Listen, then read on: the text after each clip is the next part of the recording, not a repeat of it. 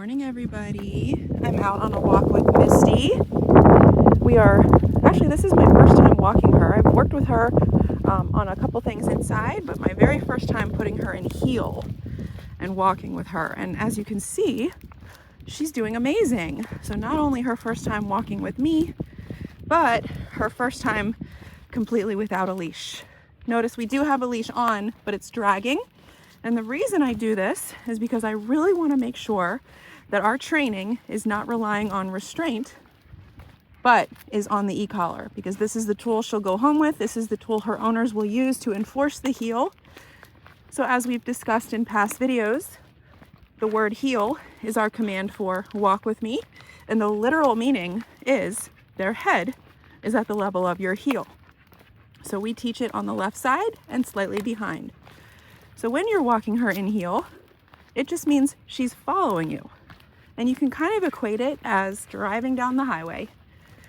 We don't want her sniffing, jumping, pulling, lunging, barking, whining. We just want her focused and paying attention like you would if you were driving down the highway. Now, the cool part is, because of our training, she is going to get time to sniff, explore, potty, play when we get to a destination and release her to do that. I think too many people try to mix the two on the walk. So they're walking their dog and their dog's pulling them and eating stuff off the ground and barking, lunging, jumping, right? We separate the two. We say, this is time for work. When I release you, it'll be time to play and explore. So this entire time, I haven't even touched my remote. While she's in heel, you don't touch your remote. Good girl. You can praise her if you want. It's not needed, especially not over the top. Give her a neutral good girl every now and then, but it does not need to be like, oh my God, good girl the whole walk. So if she were to move out of position, which this position is pretty perfect, too far forward is stem. Adjust your number based on what she's responding to. That will change based on how excited she is, where she is, how tight the collar is, so many variables. And if she's lagging too far behind, tap the tone. It speeds her up, right? Good girl. We want to keep her nice in this spot right here, and we do that via constant communication. So if I don't like her position, I let her know. If I do like her position, I also let her know. Okay, come on, honey. See how that speeds her up? She's wondering why I'm walking in circles. It's because I'm waiting to stop. All right, now I'm going to stop. Good. Notice how she stops with me. If she would have kept going, wow, that tells me, she might not be paying attention to me. That's justification to click the stem and then repeat, because we want her to be paying more attention to you than she is the outside world. I love that not only did she auto stop with me, she's putting herself in a down. Down is a command we worked so hard on, and initially she was really resistant to. And that doesn't surprise us. It's not abnormal. Down is a submissive position. The dogs don't give it up easily outside at a distance, and this goes beyond down for a treat and pop back up. The way we teach it is lay down, stay there for a while until I release you. It means I'm able to walk over here. It means you're not involved in whatever I'm doing over here. And that can be hard for them because they typically want to be involved in everything, which is why they might be resistant to the stay commands. So when we have her in a stay command, the rule is she stays until either released, meaning you're free, go do what you want, or she's given another command. She can't just take it upon herself to pop up and start walking around. If she does, that would mean she gets a correction from me and put back.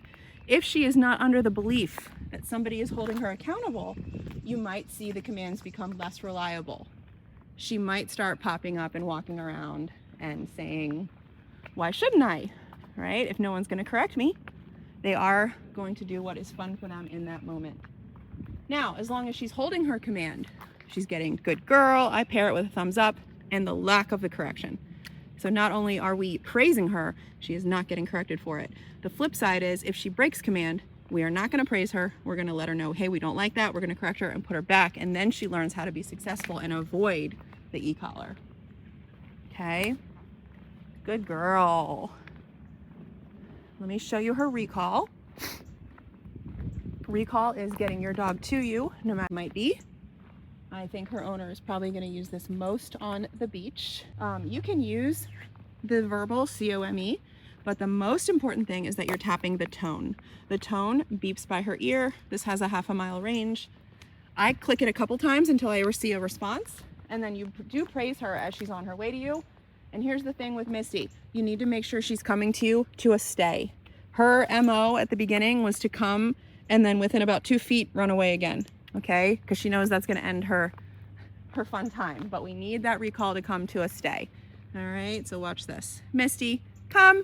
Good girl, praise, good girl, stay. Bam, perfect. There's a bubble, maybe like a 2-foot radius around you where I want her to land. And then I also want her to come and stay. The recall doesn't end until she's released, okay? She's doing great. Good girl, Misty. Break, good girl. Okay, now she's in free time, meaning she's not in command. So she is free to do what she wants within reason.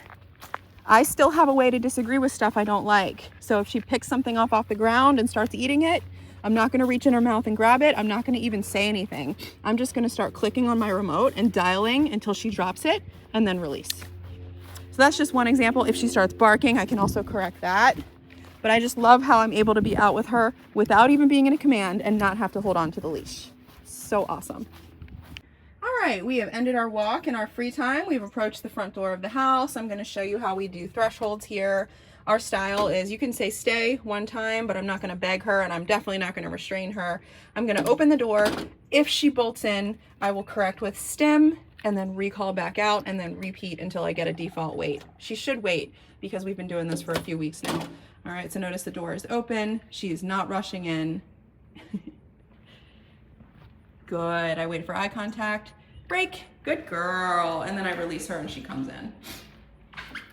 Place, good girl. And then after a walk or activity, we come in and we go right to the place bed. If she doesn't automatically put herself in a down, you can put her in the down, and this is where I want her to decompress after our walk and activity. What you don't want to do is walk in, unclip the leash, and give her free roam of your entire house.